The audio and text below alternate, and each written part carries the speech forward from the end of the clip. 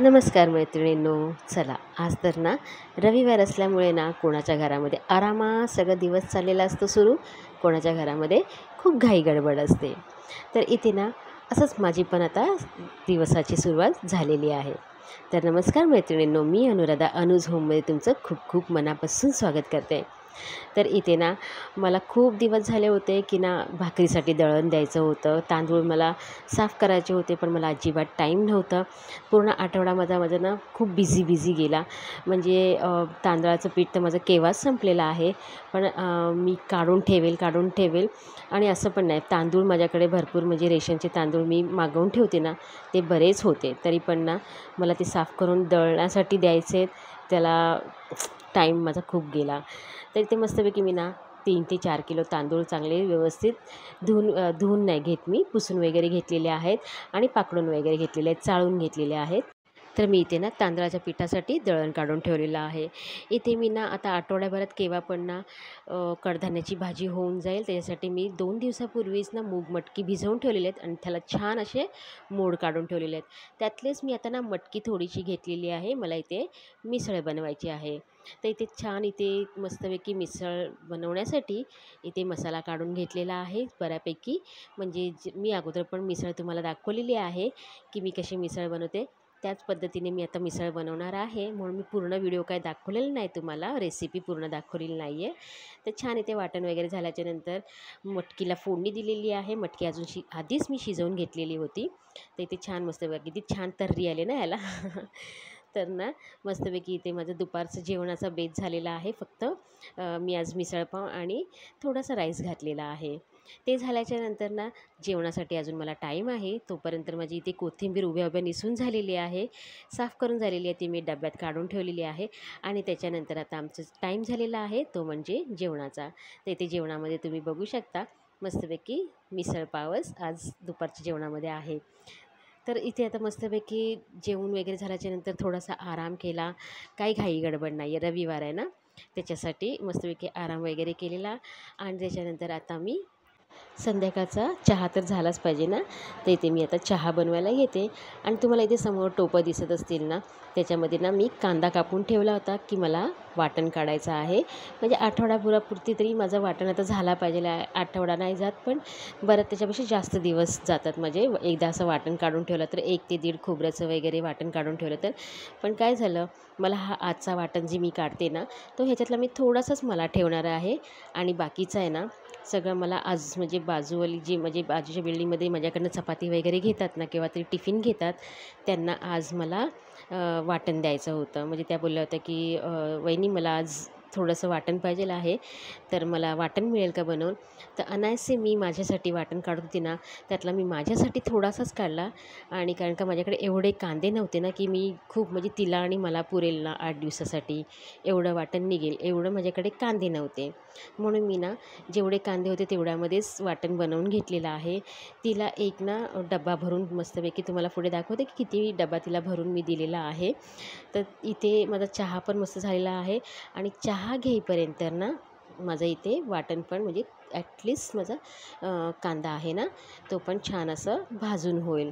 तर इथे बघा चहाबरोबर मस्तपैकी ना मी काल ना खाली गेली होती, तर तिकडे छान अशी खारी मला मिळाली नव्हती ना, तर चहाबरोबर खारी खूप म्हणजे पहिल्यापासून आपल्याला सवय आहेच की चहाबरोबर काहीतरी खायचं. आणि खारी बटर ना खूप आता म्हणजे टाईम गेलेला आहे की खूप टायमाने मी खारी बटर वगैरे आणलेलं आहे. नाहीतर मोस्ट ऑफ आता मी आणत नाही, नाहीतर पहिला असायचं. तर चहा आणि खारी आता मी घेतलेली आहे. ओटा वगैरे क्लीन केलेला, थोडंसं चहा सांडला होता ना, तर त्यासाठी क्लीन केलेला आहे. आणि चहा घेतल्याच्यानंतर बघा माझं इथे मस्तपैकी कांदा छान ब्राऊन कलरवरती मी मस्त भाजून घेतलेला आहे. आणि आता खोबरं भाजून घेते मी. तर इथे मला खोबरं पण म्हणजे ओलं नारळ पण किसून घ्यायचं आहे ना, तर त्याच्यासाठी आता मी म्हणजे नारळ फोडायचं आहे. तर मी मनोहरला बोलली की मला नारळ वगैरे फोडून दे, म्हणजे मला खोबरं किसून ठेवायला बरं पडेल. पण इथे काय झालं, माझं सगळं ना प्लॅन चेंज झालेला आहे. इथे माझं वाटण वगैरे भाजेपर्यंत थोडासा टाईम गेला आणि आता नारळ वगैरे किसेपर्यंत पण अजून टाईम जाणार. त्याच्या अगोदर मला मनोहर काय बोलला की आपल्याला आयुषसाठी टिफिन आणायला जायचं आहे ना, तर आपण ते सुपर मार्केट आमच्या इथे ना खूप मस्तपैकी मोठा सुपर मार्केट आहे. तिथे ना भांडी वगैरे किंवा छोट्या मोठ्या वस्तू ना खूप चांगल्या आणि स्वस्त दरामध्ये थोड्याशा मिळतात. तर ही सर्व कामं ना बाजूला ठेवून मी इथे सुपर मार्केटमध्ये आलेली आहेत आणि ह्या सुपर मार्केट ना खूप मस्त आहे. ह्याच्यामध्ये खूप छान छान असं वस्तू मिळतात, म्हणजे अगदी सुई दोऱ्यापासून ते अगदी मोठ्याची मोठी तुम्ही प्लास्टिकची भांडी म्हणा, स्टीलची भांडी म्हणा, किंवा लहान मुलांच्या कपड्यांपासून मोठ्या लोकांच्या कपडे, जीन्स वगैरे अगदी खूप बऱ्यापैकी सामान इथे आपल्याला छान स्वस्त दरामध्ये मिळतं. म्हणजे ह्याच्यावरती ना अगदी 30 रुपयापासून अगदी 20 रुपयापासून अशी सगळ्या वस्तू मिळतात. तर मी ह्याच्यातून ना मी आयुष्यासाठी टिफिन बघायला गेलेली, पण मला तिथे टिफिन जसा पाहिजे होता ना असा तो टिफिन तिथे मला मिळाला नाही. बाकी खूप व्हरायटीजमध्ये दुसऱ्या अजून छान छान टिफिन तिथे होते, पण मी तिकडे काहीच घेतलं नाही. फक्त 1-2 वस्तू काहीतरी अशा घेतल्या, साबण घेतलं आणि कॉटन बड, एक बॅग, असं फक्त मी ना 350 का 450पर्यंत माझं फक्त मी तिथे छोटीशी अशी शॉपिंग करून आलेली आहे. आणि इथे खाली आल्याच्यानंतर माझ्याच एरियामध्ये म्हणजे इथे भांड्यांचं दुकान आहे ना, तिथे मला असा हा टिफिन मिळाला. मी घेतला, मला तिथे बरा वाटला, पण मी घरी येऊन बघितलं ना, म्हणजे तिथे बघितला मी टिफिनचं छोटा म्हणजे भाजीसाठी डबा असतो ना, तोसुद्धा बघितला. पण घरी आल्याच्यानंतर मी मनवलं, बोलले अरे हा भाजीचा डबा खूपच थोडासा छोटा झाला, ह्याच्यामध्ये 3 ते 4 चपात्या पण खाऊ शकत नाही, भाजी एवढीच इतकी कमी बसेल. पण ठीक आहे, आयुष काय मुलं काय जास्त भाजी वगैरे खात नाहीत, बाकीची सगळी उरून घेऊनच येतात घरी आणि ती मला फेकावीच लागते. तर ह्या टिफिनमध्ये मला बऱ्यापैकी छोटंसंच म्हणजे भाजी थोडीशीच देता येईल. त्याच्यानंतर ना मी तुम्हाला दाखवते, ह्याच्यावरती ना ते बबल पेपर असतो ना, ते मी फोडत होते. आणि ते नारळाला मी मनोहरला ॲक्च्युली फोडायला सांगितलं ना, आणि त्याने इतका वाकडा तिकडा नारळ फोडून दिला ना, तो मला दाखवला ना मी, एक म्हणजे 2 भाग त्याचे झाले, त्याने 3 भाग करून दिले. तर मी बोलले त्याच्या मी फोडला असता तर खूपच बरोबर गोल असा फोडला असता. तर तो बोलतो की अगं हा तो मला काय नाही काहीतरी कारणं द्यायला लागला, नाही तो मी एक फटका मारला तर तो असाच त्याला तडा गेला, तसाच तडा गेला. मला तर दे येतात कसं तरी, मग तो नारळ मला किसावाच लागणार आहे, कारण का माझ्याकडे ऑप्शन नव्हतं दुसरं, मी मिक्सरला लावू शकत नाही. तर इथे ना मी इथे त्याकडून नारळ वगैरे फोडून घेतलेला आहे. आणि बाकी माझं जरा तोपर्यंत ना वाटण जे मी भाजलेलं होतं कांदा खोबरा तो थंड झालेला आहे आणि मी मिक्सरमध्ये तो वाटून घेतलेला आहे मस्त. तर इथे छान असं त्याच्यामध्ये ना मी पहिला ना खोबरं आहे ना भाजलेलं ते वाटून घेते, त्याच्यानंतर कांदा वाटून घेते आणि मग नंतर ते दोन्ही मिक्स करते. ह्याच्यामध्ये मी थोडंसं ना धणे जिरे पूड घातलेलं आहे आणि थोडंसं गरम मसाला घातलेला आहे 2 चमचे. तर ह्याच्यामध्ये ना कांदा आणि खोबरा सगळा म्हणजे कधी कधी खोबरा जास्त होतो, कधी कधी कांदा जास्त होतो. मग मी काय करते की ते जो वेगळा वेगळा वाटलेला असतो ना, तो हळूहळू जसा पाहिजे तसं मिक्स करते. आणि कांद्याचं पेस्ट कधी कधी जास्त उरला तो मी बाजूला ठेवते, कधी कधी खोबऱ्याचं वाटण आहे तो बाजूला राहतो माझा. तर ह्या टायमाला माझं थोडंसं ना खोबऱ्याचं वाटण बाजूला राहिलेलं आहे. मी अंदाजाने सगळं कांदा आणि खोबरा भाजत असते, असं नाही की एक वाटी, कारण का कधी कधी वाटी ना छोटी असते, मोठी असते, बऱ्यापैकी कधी कधी मोठी पण असते आणि कधी कधी एकदम छोटी पण असते. त्याच्या हिशोबाने मी कांदे इथे वापरत असते. तर हे बघा, एवढा वाटण मी तो पिंक कलरचा डबा भरलेला आहे ना, तो मी ज्यांना पाहिजे आहेत त्यांना देणार आहे. आणि ही सगळी मी जी उरलेली भाजलेलं खोबरं आहे ना, ते मी काढून ठेवलेलं आहे एका डब्यामध्ये. ह्याच्यामध्ये मी उद्या 2 कांदे भाजेल आणि मग वाटून मिक्स करून ठेवेल. तर ह्याच्यामध्ये मी तुम्हाला वाटण माहितीच आहे, ह्याच्यामध्ये मी परत अद्रक घातलेला आहे, कोथिंबीर घातलेली आहे, मसाले घातलेले आहेत आणि लसूण पण घातलेला आहे बऱ्यापैकी. तर ते वाटण वगैरे सगळं माझ्या जागेवरती गेल्याच्यानंतर इथे जो नारळ मला किसायचा होता, कारण का ना आम्हाला ना मोस्ट ऑफ सुक्या भाज्यांमध्ये इवन आमचं ना वाटण जे वाटलेलं असतं ना कांदा खोबऱ्याचं वाटण, तोसुद्धा गावच्या ठिकाणी तर ना ओल्या नारळातच कुठे कुठे कोणत्या कोणत्या भागामध्ये ना म्हणजे ओल्या नारळातच वाटण म्हणजे बनवला जातो. पण मी ते मोस्ट ऑफ ना ह्याच्यामध्ये करत नाही, ओल्या नारळात भाजत नाही, वाटण वगैरे करत नाही, कारण का ऑलरेडी नारळच इतके महाग आहेत. त्यामुळे ना, आणि मला पहिल्यापासून अशी पण सवय आहे की सुक्या खोबऱ्यामध्येच मी वाटण वगैरे काढते. आमच्या घरामध्ये पहिल्यापासून सुक्या खोबऱ्याचंच, माझ्या माहेरी पण आणि सासरी पण सुक्या खोबऱ्याचंच वाटण वगैरे काढलं जातं. पण सुक्या भाज्या जेव्हा आमच्याकडे बनतात ना, कोबीची, फ्लावरची, गवार, फरसबी, शेंगभाज्या, फळभाज्या जे बनतात ना, त्याला आमच्याकडे ना हा नारळाचा म्हणजे चव आहे ना, तो घातलाच पाहिजे आहे, म्हणजे ओला नारळ पाहिजे आहे. खूप मुश्किलीने केव्हा तरी नसेल तर चालवून घेतो, पण मोस्ट ऑफ ना आम्हाला ओला नारळ लागतोच. त्याच्यानंतर ना मी इथे मस्तपैकी खाली आता गेली होती तेव्हाच थोडीशी मला भाजी अजून पाहिजे होती, ती भाजी कारण का आता मार्गशीर्ष महिना असल्यामुळे ना जेवढ्या भाज्या आणाल ना तेवढ्या कमीच असतात. केव्हा केव्हा सकाळी मला थोडीशीच भाजी झाली तर मग परत दुपारी पण बनवायला लागते आणि परत संध्याकाळी पण बनवायला लागते. म्हणजे सकाळी अगदी आयुषबरोबर अजून कोणाचा डब्बा आला ना बाहेरून म्हणजे टिफिन वगैरे कोणाचं असेल त्यासाठी भाजी द्यावी लागते. मग दुपारच्या जेवणासाठी भाजी केव्हा केव्हा उरत नाही. त्याच्यासाठी ना मी अशा 2-4 भाज्या आणून ठेवलेल्या आहेत. त्याच्यामध्ये मी ना पालेभाजी आणलेली आहे, ती आहे शेपू आणि दुसरी आहे मेथी.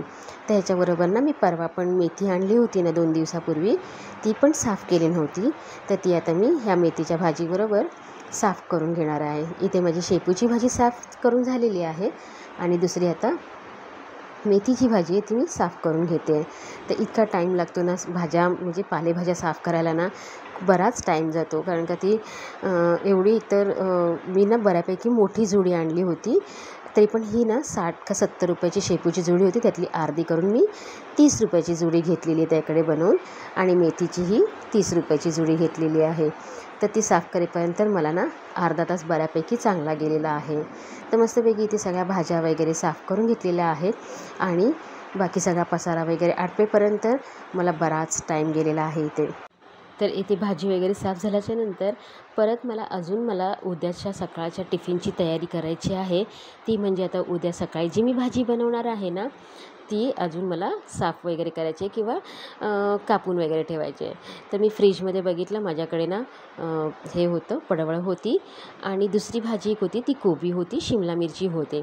तर ती मी विचार केला की आता तर म्हणजे मी सकाळी मटकी बनवलेली आहे त्यामुळे मी कडधान्याची भाजी बनवू शकत नाही आता उद्या. तर ती पुढे अजून मी जी मोड काढून ठेवलेली आहे ना ती मी अजून पुढे 2-3 दिवसांनी बनवेल. त्याच्यानंतर मी बघितली तर मला असं वाटलं की उद्या मी पडवळ बनवते म्हणून. तर इथे मस्तपैकी पडवळ मी धुवून वगैरे घेतलेली आहे आणि छान अशी बारीक चिरून ना ती फक्त मी अशीच ठेवण्याच्या आधी मी मीठ वगैरे काही घालणार नाही. मीठ जेव्हा बनवेल ना तेव्हा थोडंसं एक 5-10 मिनटं आधी मीठ घालून घेईल ह्याच्यावरती सकाळी जेव्हा बनवायच्या आधी. तर इथे मस्तपैकी भाजी वगैरे मी कापून घेतलेली आहे आणि या जाळीमध्ये ठेवून देणार आहे. म्हणजे काय आणि इथे समोरच ठेवेल म्हणजे मला परत फ्रीज खोलून ते शोधाशोध करायची गरज नाही आणि भाजी मग ना फ्रीजमधून डायरेक्ट काढली तर ती थंड पण होते ना, त्याच्यासाठी मी तिथे बाहेरच ठेवणार आहे. इथे सगळं आमचं जेवणं सगळी आटपलेली आहेत माझी आणि मी इथे आता येताना ना थोडंसं माझं पार्लरचं सामान संपलं होतं तर ते मी आता घेऊन आलेली आहे. ते मी जे किट वगैरे लागणार फेशियलचे ते बॅगेवरती ठेवणार म्हणजे मला उद्या घेऊन जायला बरं पडणार आहे. आणि माझं वॅक्स वगैरे संपलेलं आहे ना ते पण मला अजून वॅक्सिटरमध्ये टाकायचं आहे, पण मी ते उद्याच करणार काम कारण का उद्या वॅक्सिंगचं काम नाही आहे ना त्याच्यासाठी. बाकी क्लिन्झिंग मिल्क परत स्क्रब वगैरे माझं थोडंसं संपलं होतं, वॅक्सच्या स्ट्रिप पण संपल्या होत्या तर ते पण आणलेलं आहे हातोहात. आणि ते फेशियल नॅपकिन आहेत ना ते पण ना फेशियलसाठी मला लागतात तर ते पण मी घेऊन आलेली आहे. तर इथे सर्व कामं माझी आटपलेली आहेत. माझी आता सगळी कामं झालेली आहेत म्हणजे आठवडाभराची जेवढी मला करायची होती तयारी तेवढी सगळी करून ठेवलेली आहेत आणि उद्याच्या पण डब्याची तयारी करून ठेवलेली आहे.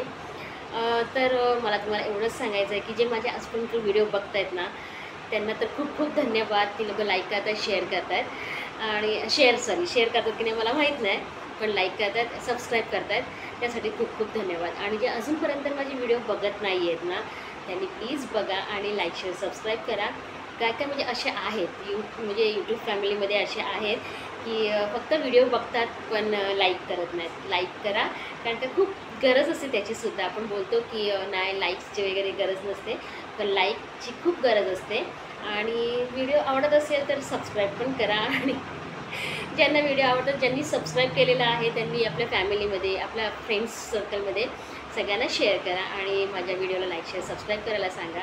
तर आजचा व्लॉग मी इथेच थांबवते आणि जर व्हिडिओ आवडला असेल तर लाईक शेअर सबस्क्राईब करा. आजचं रुटीन माझं जे होतं आठवड्याभराची जी तयारी करून ठेवलेली आहे ती तुम्हाला कशी वाटली तुमच्याबरोबर मी शेअर केलेलं आहे ते तुम्हाला कसं वाटलं ते कमेंटमध्ये नक्की सांगा. आणि आता व्लॉग मी इथेच थांबवते. परत भेटू आपण नवीन व्लॉगसोबत उद्या. तोपर्यंत bye, good night, take care.